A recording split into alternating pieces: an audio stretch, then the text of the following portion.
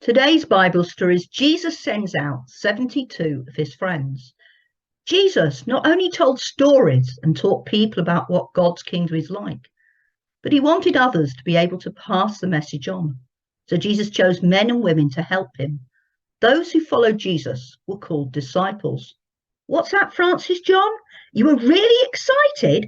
Why is that? You've got lots and lots of new Teddy friends. Wow. These friends are very special because they've been chosen and trained by St. Asaph Diocese to go into all the church schools and some other places to help tell people about God's kingdom and how being a friend of Jesus can help children and adults to have the best life of all. That is exciting.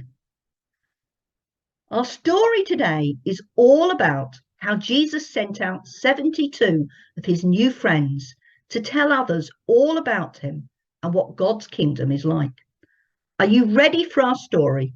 Jesus sends out 72 of his friends. One day, Jesus chose 72 of his followers. He sent them out in pairs to every town and place where he planned to go. He said to them, "There are lots of people who need to hear about God's kingdom. They are like a harvest, but there are only few workers to help bring the harvest in. Ask God to send some more people to help."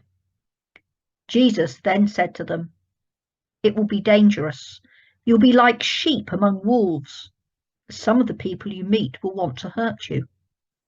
Jesus also told them, "Don't carry any money, a bag, or spare sandals. I want you to trust that God will look after you when you are away. And don't talk with people on the road, as it would be very rude if you did not spend a long time with them. And I need you to do this job. When you reach a house, say, 'Peace be with this house.' Stay there and don't waste time by staying in lots of different ones. Finally, if you go into a town and the people welcome you, eat the food they give you. Heal the sick people who live there and tell them all about God's kingdom. But if they don't welcome you, shake the dust off your sandals to show them you're not going to waste time there and go somewhere else." When the 72 followers came back from their trip, they were very excited and told Jesus all about the things they had seen and done. We heard in our story how Jesus sent out 72 of his friends to help people know about him and prepare for his coming. But Jesus wanted them to trust God and not get distracted from the job he'd given them. So he told them not to take any spare clothes, food, or money with them, to stay in one house and not be afraid to move to a different village if people weren't interested in learning about God. I wonder, what is the most important thing that you take with you when you go away? How would you feel if you had to leave it behind? You may like to close your eyes and think about that now.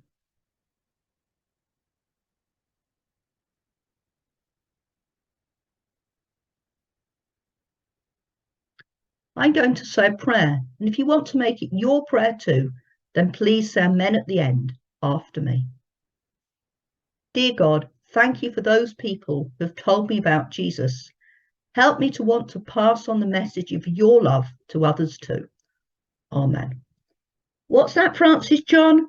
You've decided that instead of taking lots of things with them, as they go out, your new friends will take nothing but a letter to introduce themselves.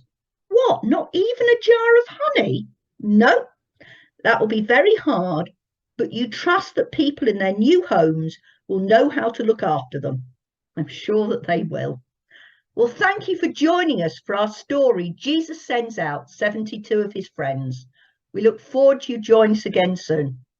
Goodbye and God bless.